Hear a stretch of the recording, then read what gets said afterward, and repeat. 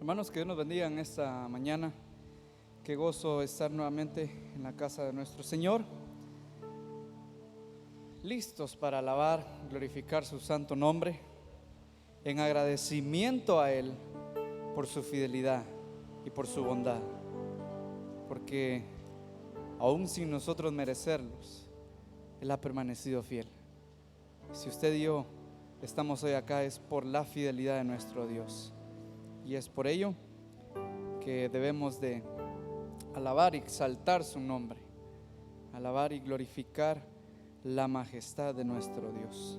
Le invito a que incline su rostro, cierre sus ojos y oremos a nuestro Señor. Padre Dios Todopoderoso, en esta mañana nos acercamos a ti, Padre, dándote gracias. Gracias por tu bondad, gracias por tu misericordia, gracias por tu amor. Suplicamos, Señor, que tu Espíritu sea que nos guíe día con día a caminar tomados de tu mano. Padre, que sea tu Espíritu mismo quien nos ilumine para ser hacedores de tu palabra. Asimismo, Señor, que en esta mañana recibas nuestras alabanzas y seas tú quien dirija este servicio para que llegue ante ti como un olor fragante. Bendice a nuestros hermanos que ya están presentes en tu casa y a los que están también desde sus hogares, bendícelos de igual manera. Síguete quedando con nosotros en el nombre que es sobre todo nombre oramos, el nombre de nuestro Señor y Salvador Jesucristo. Amén y amén. Vamos a entonar un himno para iniciar nuestro servicio, y es el himno 468, Hallé un buen amigo, y cantemos con gozo a ese único y fiel amigo que es nuestro Señor y Salvador Jesucristo. Hallé un buen amigo, mi amado Salvador, contaré lo que Él ha hecho para mí. Hallándome perdido, digno pecador, me salvó y hoy me guarda para sí. Me salva del pecado, me guarda de Satán, promete estar conmigo hasta el fin. El consuelo en la tristeza me quita todo afán. Grandes cosas Cristo ha hecho para mí. Jesús jamás me falta, jamás me dejará. Es mi fuerte y poderoso protector. Del mal yo me separo y de la vanidad para consagrar mi vida al Señor. Si el mundo me persigue, si sufro tentación, confiando en Cristo puedo resistir. La victoria me asegura y elevo mi canción. Grandes cosas Cristo ha hecho para mí. Yo sé que Jesucristo muy pronto volverá, y entre tanto me prepara un hogar. En la casa de mi Padre, mansión de luz y paz, el creyente fiel con Él ha de morar. Y cuando esté en la gloria, ningún pesar tendré. Contemplaré su rostro siempre ahí. Con los santos redimidos gozoso cantaré. Grandes cosas Cristo ha hecho para mí. Grandes cosas Cristo ha hecho para mí. Grandes cosas Cristo ha hecho para mí. Y grandes cosas Cristo ha hecho para todos nosotros. Quiero invitar a que abra su Biblia al Evangelio de Mateo.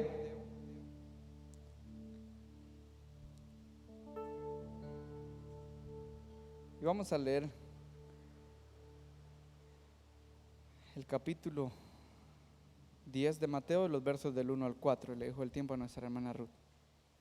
Amén. Mateos capítulo 10 del 1 al 4. Dice así la palabra de Dios.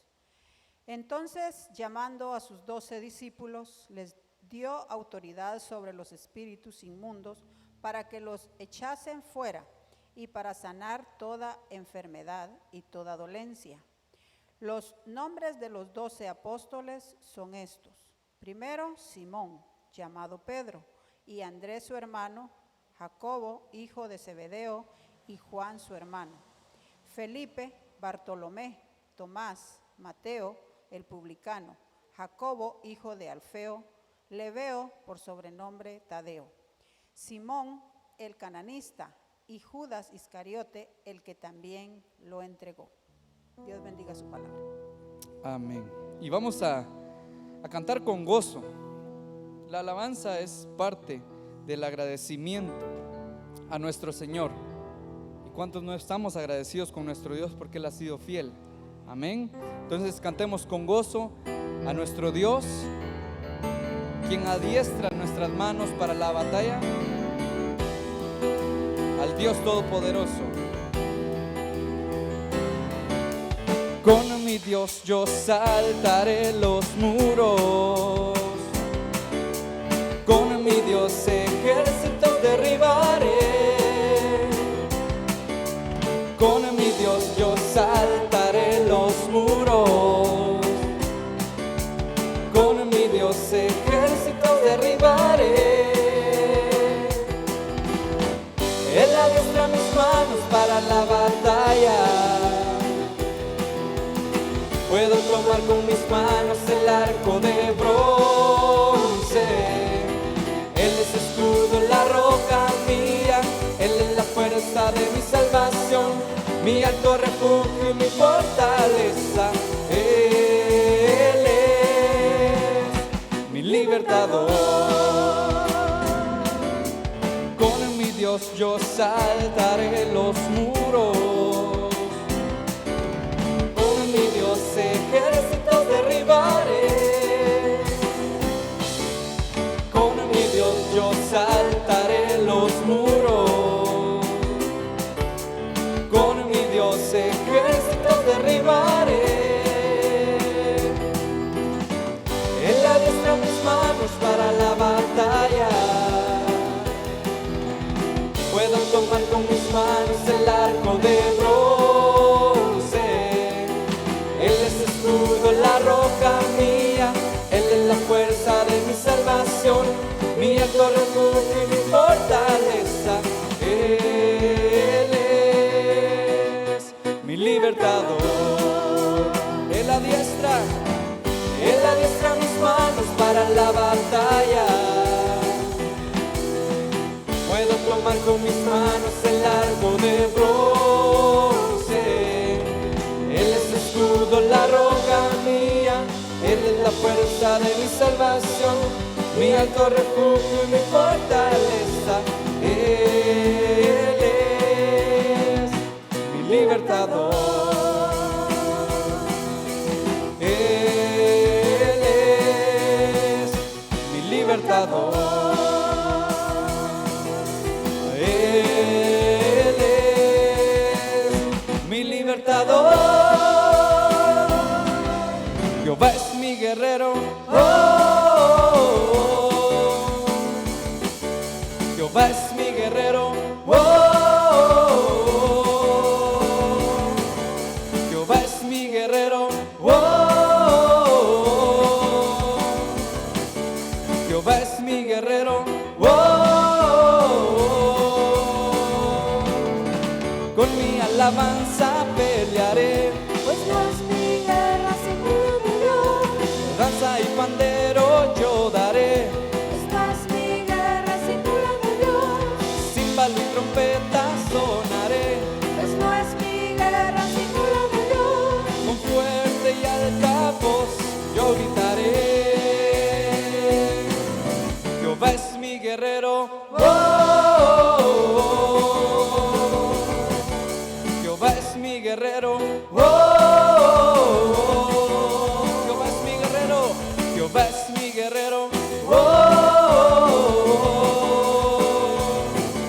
Jehová es mi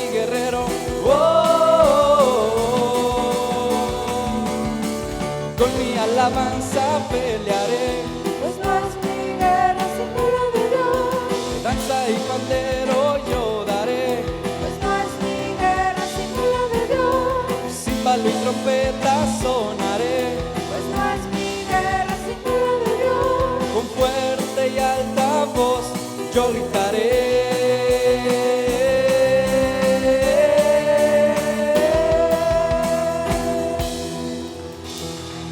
Amén.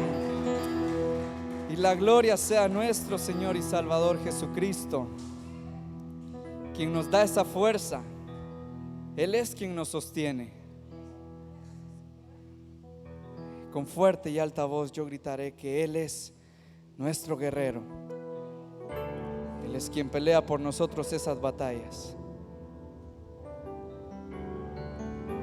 Te alabamos, Señor, y te glorificamos por tu majestuoso poder, el que es sobre todo y sobre todos. Gracias, Dios.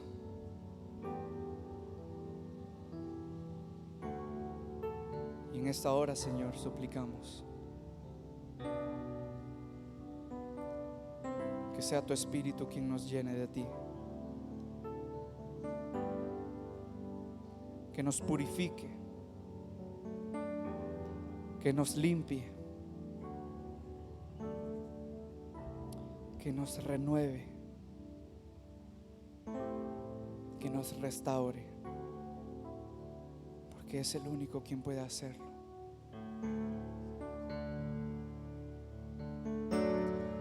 Ven, Espíritu, ven y lléname, Señor, con tu preciosa unción.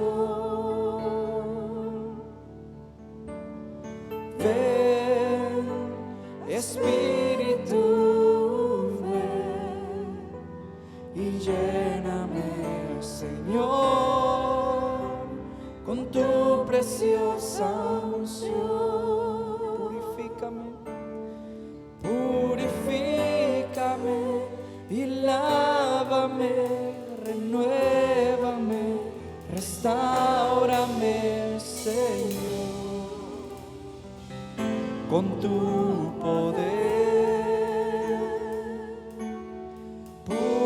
Purifícame y lávame, renuévame, restáurame, Señor. Te quiero conocer. Ven, Espíritu, ven y lléname, Señor, con tu preciosa unción. Ven, Espíritu, ven y lléname, Señor, con tu preciosa unción. Purifícame y lávame, renuévame, restáurame, Señor, con tu poder. Purifícame y lávame, renuévame, restáurame, Señor. Te quiero conocer. Purifícame y lávame, renuévame, restáurame, Señor, con tu poder. Purifícame y lávame, renuévame,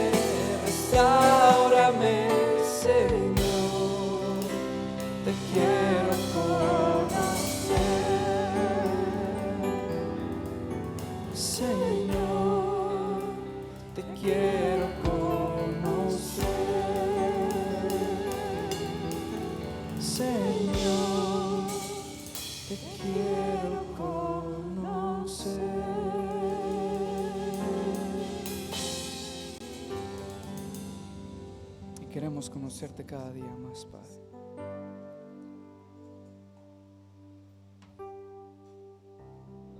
Ayúdanos a buscarte a través de tu palabra, a través de la oración. Conocer y conocer más de ti. Que tu Espíritu nos guíe. Conocerte más.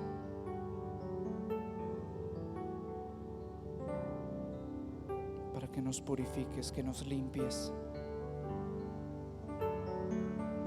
Nos renueves cada día. Te alabamos, Señor, y te glorificamos por tus maravillas, por tu fidelidad y por tu amor. Amén y amén.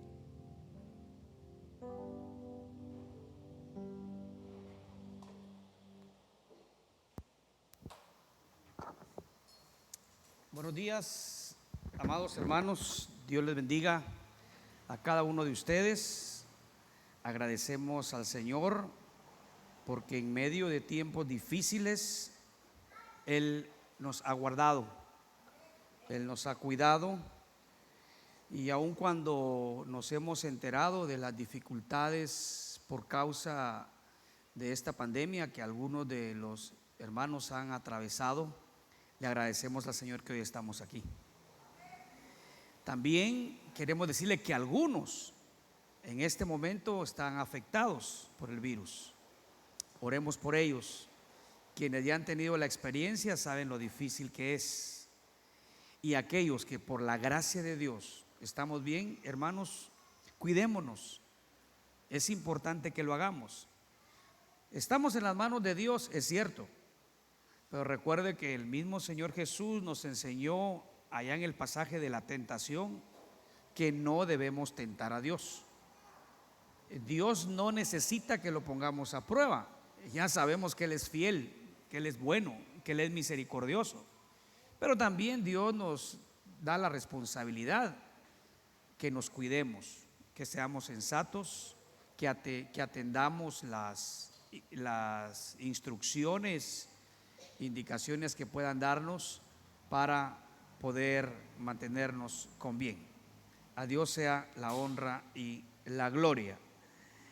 Esta mañana vamos a continuar estudiando el libro de Marcos, el Evangelio según San Marcos. Y quiero invitarles que vayamos al capítulo 3 de Marcos y leamos del versículo 13 al versículo 19. Evangelio según San Marcos, capítulo 3, del versículo 13 al versículo 19, en donde la palabra del Señor nos dice así: Después subió al monte y llamó así a los que él quiso, y vinieron a él, y estableció a 12 para que estuviesen con él y para enviarlos a predicar, y que tuviesen autoridad para sanar enfermedades y para echar fuera demonios. A Simón, a quien puso por sobrenombre Pedro, Jacobo, hijo de Zebedeo, y a Juan, hermano de Jacobo, a quienes apellidó Boanerges, esto es, hijos del trueno, a Andrés, Felipe, Bartolomé, Mateo, Tomás, Jacobo, hijo de Alfeo, Tadeo, Simón el cananista y Judas Iscariote, el que le entregó, y vinieron a casa. Oremos. Señor, te agradecemos por tu palabra. En la misma tú nos enseñas, Señor, tanto consejo necesario para vivir en tu voluntad. Ilumínanos con tu espíritu para que, entendiendo el mensaje que tú has preparado para cada uno de nosotros, confiemos en ti. Seamos agradecidos por habernos llamado a la salvación y vivamos en tu propósito para nuestras vidas. Muchas gracias, Señor. En el nombre de Cristo Jesús. Amén y amén. Pueden sentarse quienes se han puesto en pie. Hemos estado viendo en el libro de Marcos el desarrollo del ministerio de Jesús y hemos visto cómo Él ha manifestado su poder a través de las sanidades que ha realizado en favor de varias personas. Hemos visto también cómo Él ha expulsado demonios que tenían poseídos a otros. Hemos visto también cómo Él se ha relacionado con los pecadores, trayéndoles un mensaje de esperanza de parte de Dios. Y también hemos visto en el lado negativo cómo los líderes religiosos se oponían a Él y llegaron a tenerle un rechazo tan grande que ya estaban planificando destruirle. Pero también por otro lado, ya hemos visto cómo las multitudes, habiendo sabido de lo que Cristo hacía, le estaban siguiendo, estaban buscándole, y de diferentes regiones venían los que estaban necesitados para que Él en su bondad les proveyera lo que fueran a necesitar. Pero hasta aquí vemos que es Jesús haciéndolo todo. Es Jesús sanando, es Jesús predicando, es Jesús liberando, es Jesús enseñando. Pero hoy el pasaje que vamos a compartir nos va a enseñar el plan que Dios diseñó para la salvación de la humanidad. El plan hecho en Cristo, pero predicado por aquellos que habríamos de creer en Él. El pasaje nos muestra el llamamiento de los 12 apóstoles para encomendarles la labor que de una forma está declarada muy explícita en la Gran Comisión en Mateo 28, 16 al 20, Mateo 28, 16 al 20, pero que ya desde aquí Jesús va a tomar a un grupo selecto de 12 varones para entrenarlos, para convivir con ellos y para enviarlos a proclamar el mensaje de esperanza. El pastor John MacArthur escribió un libro acerca de estos 12 hombres. El título del libro me llamó mucho la atención porque se le llama 12 hombres comunes y corrientes. Después yo pensé, de repente el doctor MacArthur está más a favor de las mujeres, porque luego escribió otro libro que le llamó 12 mujeres extraordinarias. Ahora, en el título del libro intencionalmente lo pone de esta forma, mis hermanos, y cuando leemos el libro encontramos que eran hombres comunes y corrientes como usted y como yo, que sí recibieron de Dios cierta comisión y ciertas capacidades, pero que no eran para nada extraordinarios. Es más, eran hombres bastante rústicos, eran hombres que no tenían preparación alguna, pero que solamente cuando escucharon su llamado, tomaron el compromiso, tomaron la responsabilidad de estar con Jesús, de seguirlo, de servir junto a Él y de obedecer el mandamiento de ir y predicar el evangelio a toda criatura. Hombres comprometidos, hombres que incluso ni durante el tiempo de su capacitación con Cristo lograron comprender por completo el gran encargo que tenían, y por eso después de su resurrección Cristo tuvo que quedarse 40 días más con ellos para explicarles muchas cosas que no habían entendido en ese tiempo que estuvieron antes con el Señor. Pero estos 12 hombres transformaron el mundo por completo. Estos hombres cambiaron, hablando en el sentido humano, porque en el plan de Dios ya estaba sabido, pero estos hombres cambiaron al mundo por completo y llevaron un mensaje que ha llevado a muchos al conocimiento del único Dios verdadero en Cristo Jesús. Ellos no tenían nada especial, pero recibirían del Señor un encargo muy, muy importante. Por eso podemos llamar, hermanos, a este mensaje un llamado de Dios para el propósito de Dios. Un llamado de Dios para el propósito de Dios. A veces la gente se ha imaginado que esos 12 personajes, por la forma en que se les ha representado en algunas ocasiones o se escribe de ellos, eran de un material made in heaven, hechos en el cielo. Para nada.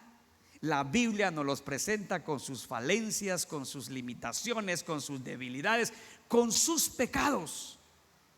Y aún así, Dios lo usó.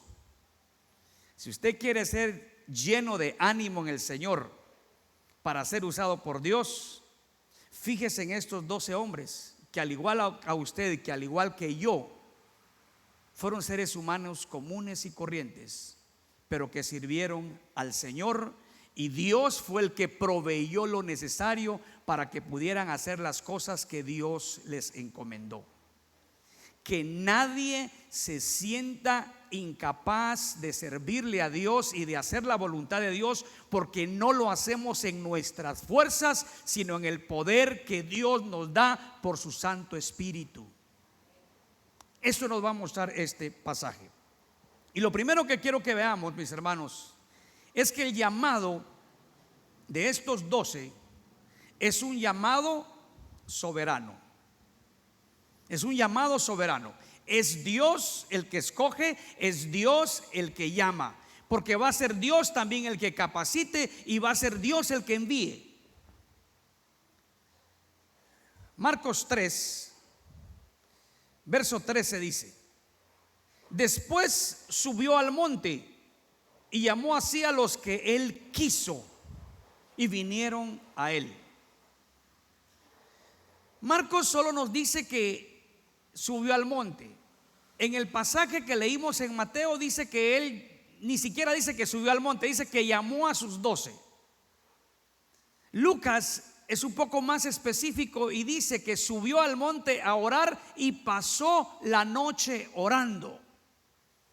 Ahora, Marcos no lo explica como Lucas, pero cada vez que usted encuentre en el Nuevo Testamento que Jesús subía al monte, era para estar en comunión con el Padre. Jesús iba a tomar una decisión muy importante y en su humanidad él tenía necesidad de buscar al Padre y en comunión con él determinar lo que habría de hacer y escoger a los que debía de llamar.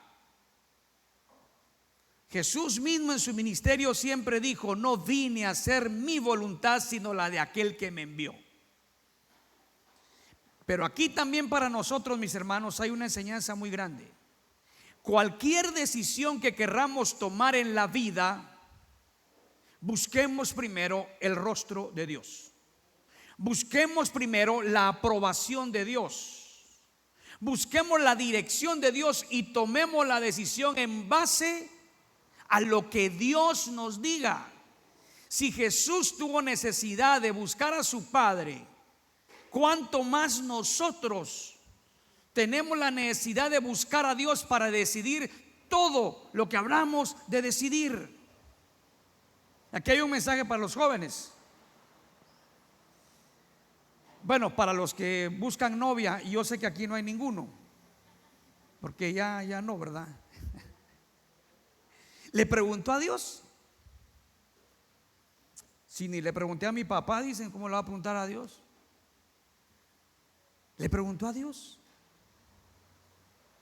Mire, yo me convertí en el año de 1989, o el Señor me convirtió, mejor dicho.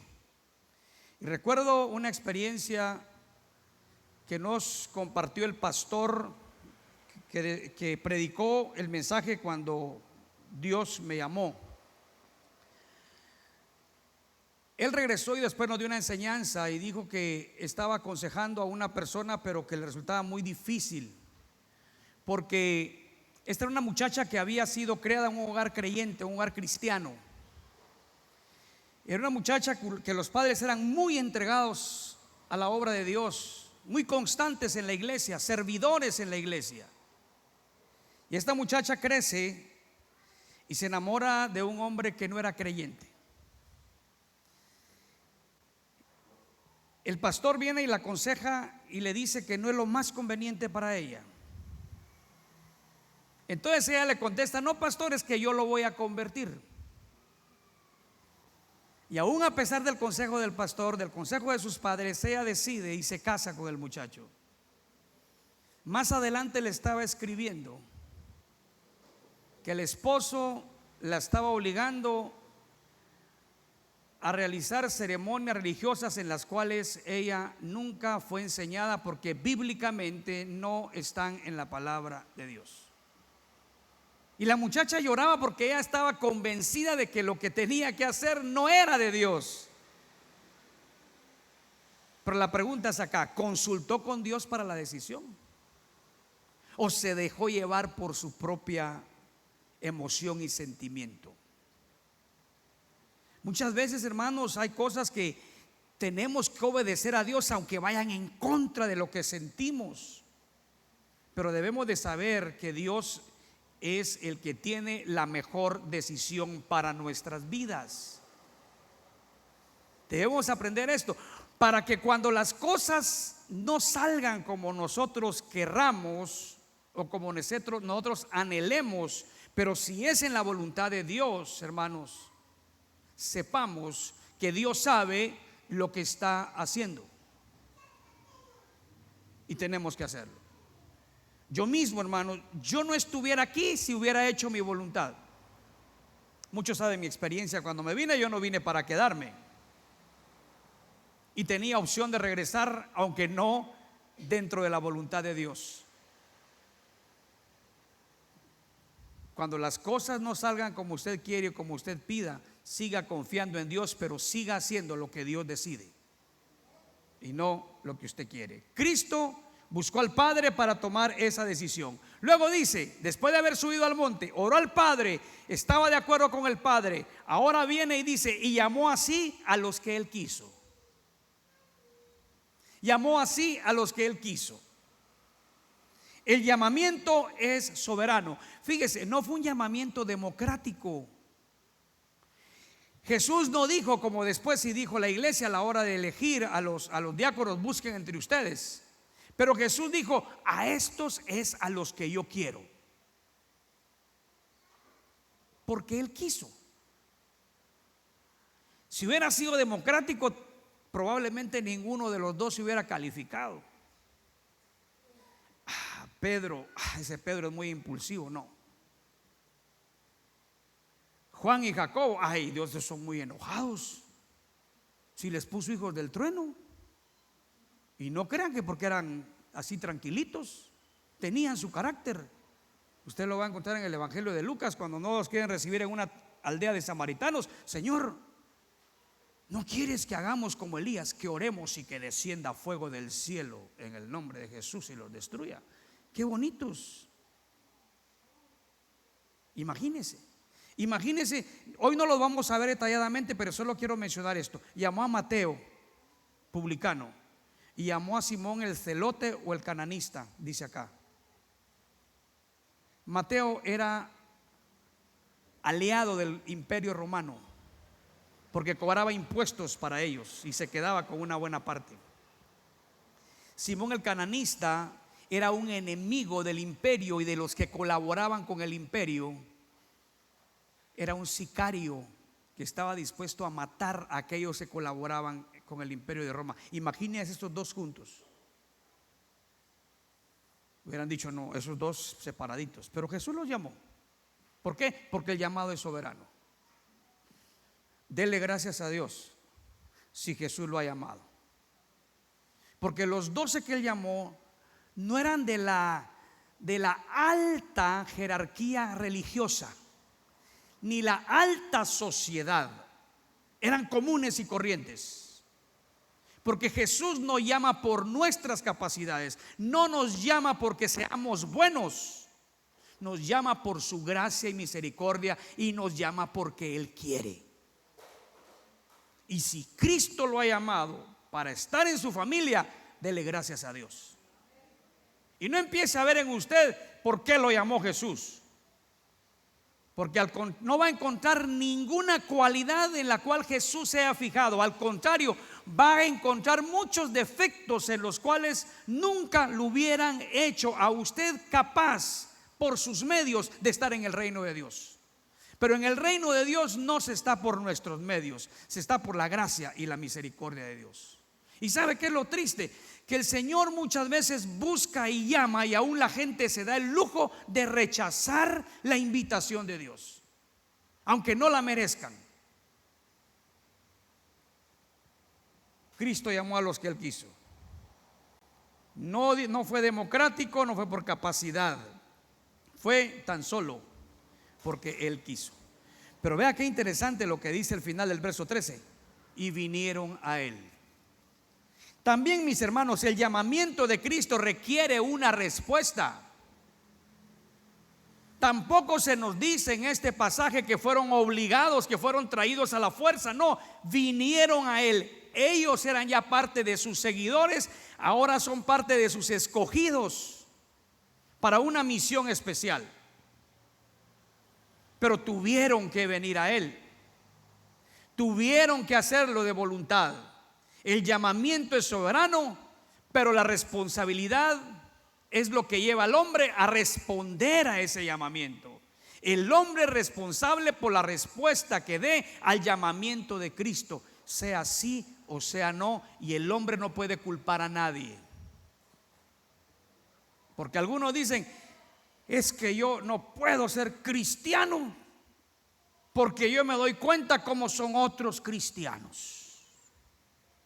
Se escudan detrás de otros que probablemente ni sean cristianos. Es que el mal testimonio de uno me hace que yo no siga a Cristo. Cristo no le va a preguntar eso a usted. La pregunta de Dios es: ¿te llamé o no te llamé? ¿Y cuál fue tu respuesta? Como alguien dijo, cuando alguien me dice: fíjese que yo no voy a la iglesia porque hay muchos hipócritas, dijo un pastor, yo le respondo: hay lugar para uno más, venga, no se preocupe.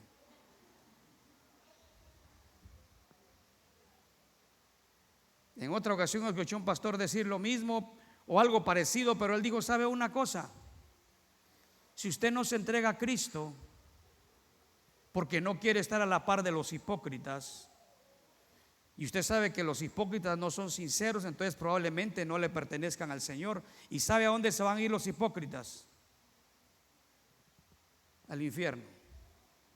¿Y sabe a dónde se va a ir usted si no acepta a Cristo? Al mismo lugar que los hipócritas, y va a estar para siempre con ellos. La responsabilidad es personal, porque la conversión es personal. No está basada en lo que otros sean o no sean, sino en la respuesta que cada uno le dé a Dios. Pero hay que responderle a Dios, hay que ser responsable en el llamamiento que Dios hace. Luego dice el verso 4, la parte primera: y estableció a 12. Estableció a 12. Siendo el llamamiento soberano, Él quiso llamar a 12. El número 12 tiene un significado muy especial en la Biblia. Se usa mucho en la Biblia. Dice que aparece 187 veces en la Biblia y varias veces en el libro de Apocalipsis. Se dice que los 12 apóstoles juzgarán a las 12 tribus de Israel. Entonces, siendo 12 quienes tendrían la autoridad delegada de Cristo, serán los que tenían en sus hombros la responsabilidad de llevar un mensaje de bendición, un mensaje de salvación, pero a la vez un mensaje de condenación, un mensaje de juicio. ¿Pero cómo así, pastor? Sí. Mi primo Aldo decía esto: el evangelio son las mejores noticias, o el evangelio son las peores noticias. Aunque la palabra literalmente significa buenas nuevas, buenas noticias, ¿cómo es posible que un mensaje pueda hacer las dos cosas que son completamente opuestas? Está en la respuesta que el hombre dé. Para el hombre que recibe el evangelio son las mejores noticias. Pero para el hombre que rechaza el evangelio son las peores noticias, porque está rechazando a Dios mismo. Y yo sé que aunque alguien diga no, pero es que no significa eso la palabra. Por supuesto que no significa eso la palabra. Pero recuerde que el evangelio es bendición o es juicio. Porque de tal manera amó Dios al mundo que dio a su Hijo unigénito, para que todo aquel que en él cree no se pierda. El que en él cree no se pierda, y el que no crea, para que el que en él crea no se pierda, o que en él cree no se pierda, y el que no cree, el que cree tiene vida eterna, y el que no cree, y más adelante explica, no envió Dios a su Hijo a condenar al mundo, sino a que el mundo sea salvo por él. ¿Por qué? Porque el mundo ya está condenado. Ya no necesita más condenación, ya está condenado, necesita salvación, y por eso vino Cristo. Pero el hombre necesita responder a Dios. Estableció a los 12, un número muy significativo, y se recuerda, son 12, incluido Judas. Incluido Judas. Ahí está Judas entre los 12. Y Judas recibió la misma autoridad que los otros 11. Judas predicó el mensaje mismo de los otros 11. Judas también sanó. Porque hubiera sido muy sospechoso que solo aquellos 11 y aquel no, ¿verdad? Desde ahí se lo hubieran sacudido. Los 12 recibieron la misma autoridad. No. Pero Judas traicionó. Y cuando Judas hizo falta, usted ve en el libro de Hechos capítulo 1, eligen a un sustituto porque tenían que seguir siendo 12. Y recayó la responsabilidad en Matías. Pero hay una pregunta. ¿Y el apóstol Pablo? Bueno, él mismo lo dice. El apóstol Pablo fue alguien extraordinario, llamado fuera de tiempo, con una misión especial a los gentiles. Pero él mismo reconoce también que es el último de los apóstoles, llamado fuera de tiempo, porque debían de haber sido solo 12, como los estableció Jesús desde el principio. Pero el llamado de Pablo fue extraordinario, fuera de tiempo. Él usa la palabra abortivo, no en el tiempo que se había establecido, pero fuera de tiempo, y dice que es el último de los apóstoles.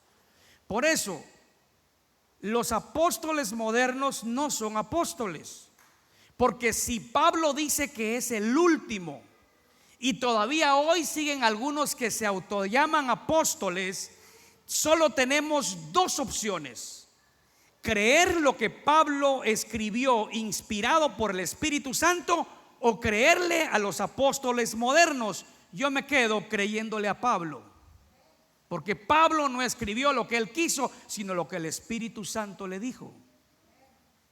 Por eso los apóstoles modernos están completamente equivocados, porque ya no hay apóstoles como Cristo los escogió. Ahora, en el sentido de la palabra literal de enviados, sí, todavía seguimos habiendo enviados. Sí, Dios nos envía a predicar. Y mire, le voy a explicar esto. Eso está bonito. La palabra apóstol es una palabra griega. En español significa enviado. Enviado. Usted sabe que la Biblia a lo largo de los años ha tenido distintas traducciones a distintos idiomas. Durante un tiempo hubo un idioma que dominó en el mundo y que la Biblia se estableció en ese idioma, que es el idioma latín. El idioma latín. Originalmente la Biblia está en hebreo y está en griego, ¿ah? Pero luego se tradujo toda al latín. ¿Sabe cuál es la palabra para apóstol en latín? No, no es enviado, enviado es español. Misionero. Apóstol griego, misionero latín, enviado español. Pero la palabra misionero no impacta tanto, ¿verdad? Porque, bueno, Pablo fue un misionero. Pablo fue un misionero. Pedro fue misionero. ¿Por qué? Porque también fueron apóstoles enviados por Dios. Entonces, vemos que Pablo es el último apóstol, pero eran 12. El grupo selecto de Cristo eran 12. Ahora, veamos lo segundo. ¿A qué los llamó Cristo? Vea lo que dice el verso 14, empezando en la segunda parte. Para que estuviesen con él y para enviarlos a predicar. Y verso 15. Y que tuviesen autoridad para sanar enfermos y para echar fuera demonios. Pero quiero ver lo primero. Para lo primero que Cristo los llama es para que estuviesen con él. ¿Qué significa esto? Para que tuvieran comunión con él. Antes de hacer cualquier cosa para Dios, Dios nos llama a la comunión con él. Porque de hecho solo podemos hacer algo para él si lo aprendemos en la comunión con él. Por eso Cristo pone muy en claro, lo primero que él quiere es que estén con él. Aproximadamente aquí había pasado 1 año y medio desde que Cristo empezó su ministerio. 1 año y medio que estos 12 ya lo habían seguido. Ya lo habían seguido. Al 1 año y medio los llama para apartarlos y entrenarlos. De aquí en adelante Cristo se va a dedicar más a estos 12 que a las multitudes. Sí va a atender multitudes, pero estos 12 se convertirán en sus acompañantes, en sus ayudantes de lo que él vaya a hacer. Pero primero le dice: yo quiero que ustedes estén conmigo para enseñarles. ¿Sabe que los apóstoles aprendieron cosas de Jesús que Jesús no predicó a las multitudes? Por ejemplo, ¿recuerda la parábola del sembrador? La parábola del sembrador se la dijo a muchos, pero solo se la explicó a los 12. El significado se los explicó a los 12. ¿Por qué lo hizo? Porque él es soberano y él quería hacerlo de esa forma y quería que estuvieran con él. No. A Dios le interesa que nosotros tengamos comunión con él más de lo que podamos hacer para él. ¿Por qué? Porque de la comunión con Dios depende la transformación de nuestras vidas. Y solo si mostramos vidas transformadas podremos ser efectivos en el servicio del Señor. La comunión con Dios es importante porque de ella depende el buen desarrollo de todo ministerio.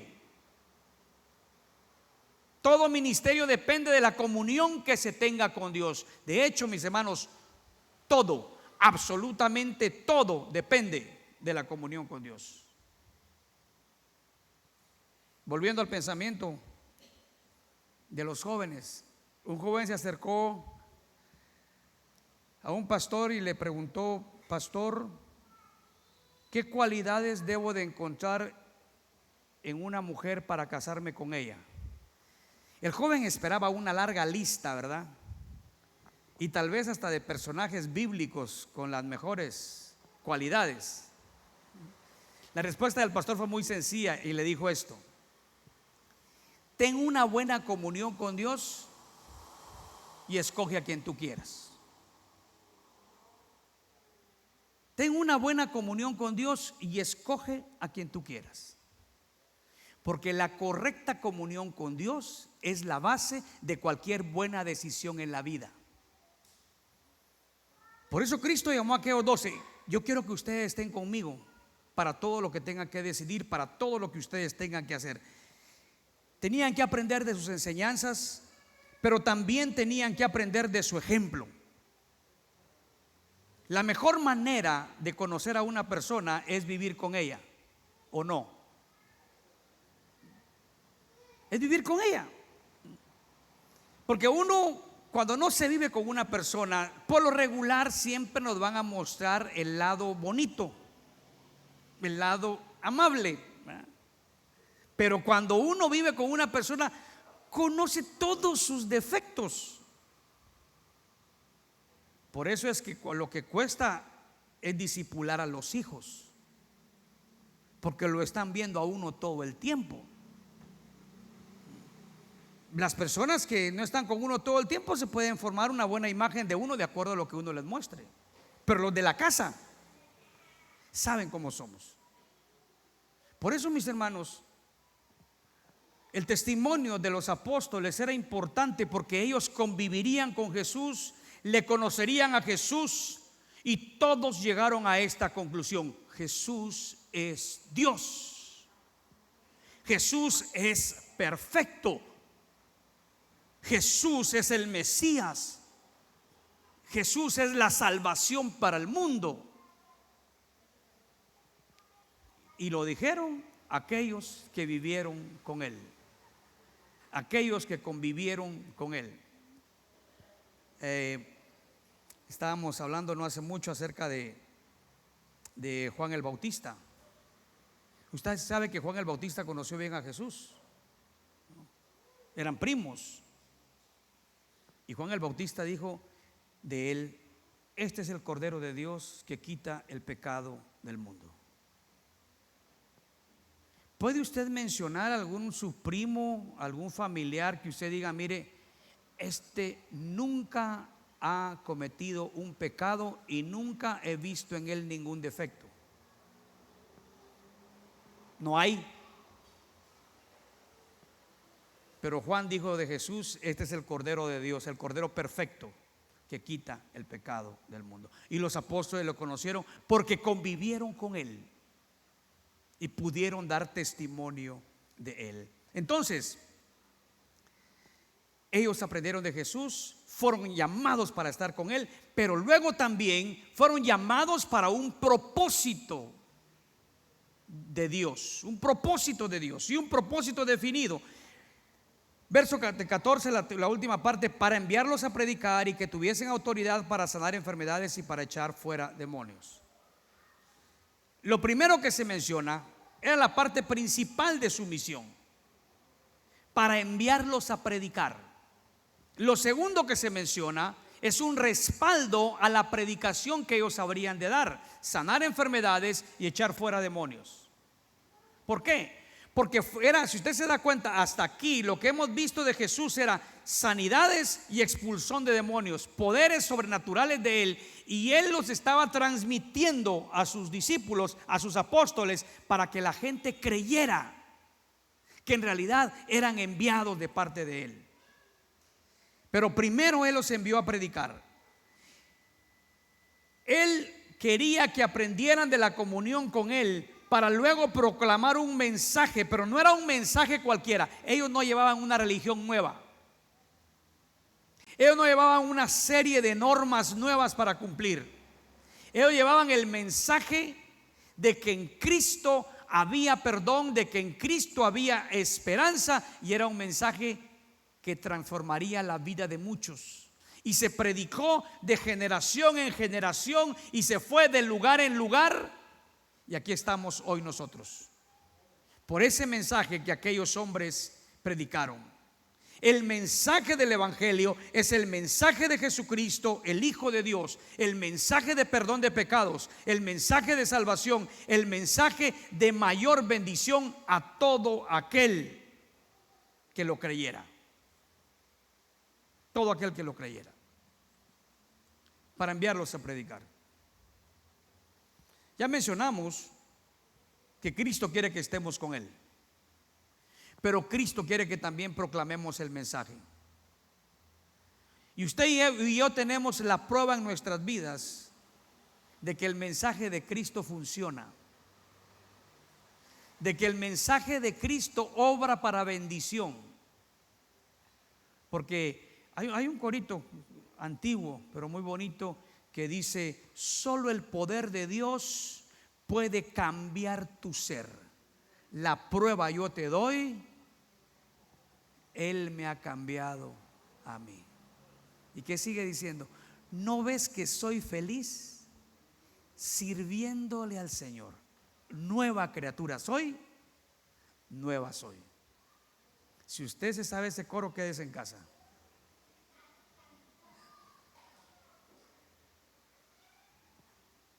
Podemos predicar el mensaje porque lo hemos experimentado en nosotros mismos. Eso fue lo que pasó con los apóstoles. Y ojo, porque alguien dirá: pastor, pero yo a veces cometo mis errores. Pregúntele a los apóstoles si no cometieron también ellos errores.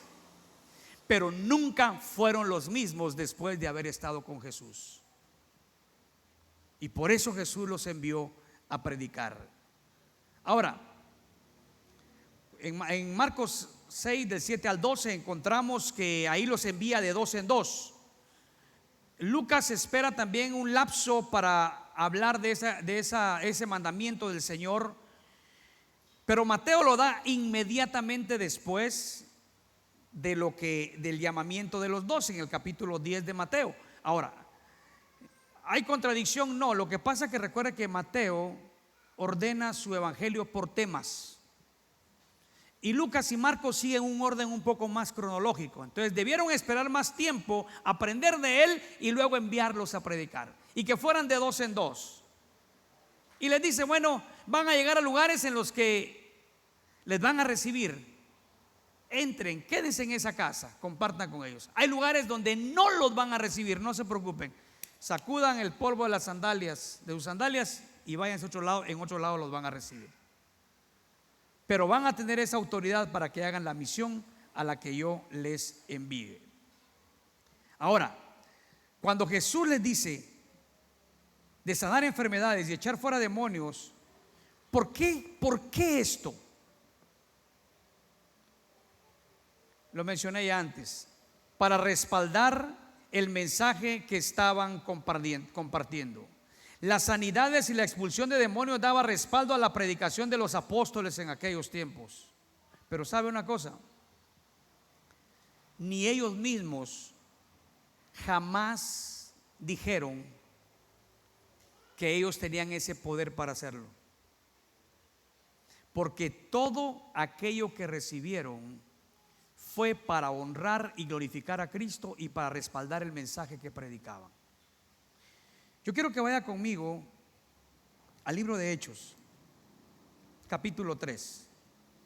Antes de leer el versículo que le voy a decir, le comento la situación. Pongámonos en contexto. Pedro y Juan están subiendo al templo a las 3 de la tarde, la hora en que la iglesia se reunía para orar. Y ahí encuentran en una puerta que se llama de la Hermosa, una puerta del templo, a un cojo de nacimiento, que lo ponían ahí para pedir limosna. Y él le pide limosna a Pedro y a Juan, y Juan se detiene y él espera recibir la limosna. Pero Pedro y Juan le dicen: no tenemos ni oro ni plata, pero en el nombre de Jesús levántate. Se puso pronto en pie y fue sanado. Y aquel hombre entró gozoso con Pedro y con Juan al templo, saltando y alabando a Dios, porque ya había recibido lo que más necesitaba. Ya era un hombre nuevo, ya Dios lo había sanado. Cuando se escucha este milagro, la gente viene y se reúne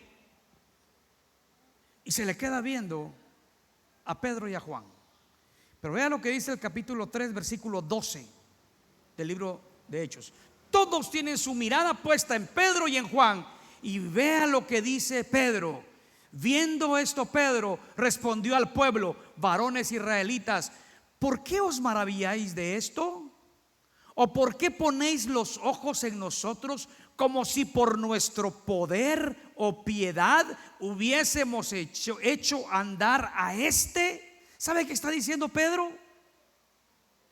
Lo distinto que dicen otros hoy en día. Pedro está diciendo: no somos ungidos especiales. No es lo bueno que somos, ni la entrega a Dios que tenemos, ni los días de ayuno y oración que hacemos.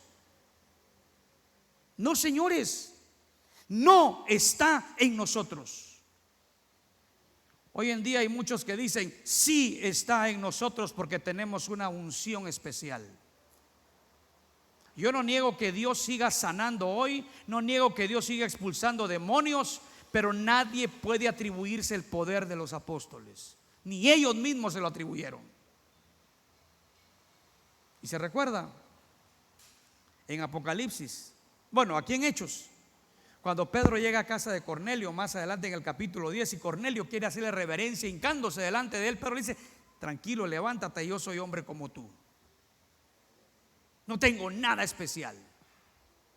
En Apocalipsis, el apóstol Juan se inclina ante el ángel y le dice: ponte de pie, yo también soy un siervo como tú. ¿Qué muestra esto? Nadie es especial.